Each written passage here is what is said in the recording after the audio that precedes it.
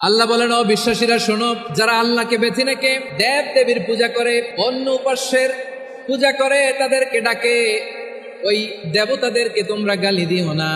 যদি ওই দেবতাদেরকে গালি দাও তাহলে ভুলবশত, শত্রুতাবশত তারা তোমাদের রব আল্লাহকে গালি দেবে, ঠিক কিনা?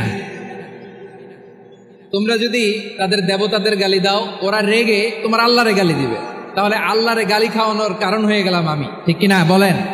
বিষ্ণু ইসলাম মক্কাতে কিংবা মদিনাতে অন্য ধর্মের লোকদের সাথে খুব পিসফুলি লাইফ লিড করেছেন।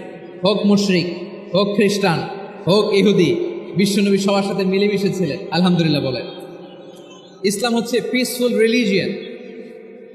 অন্য ধর্মের প্রতি সহনশীলতার সবক ইসলাম আমাদেরকে দেয়।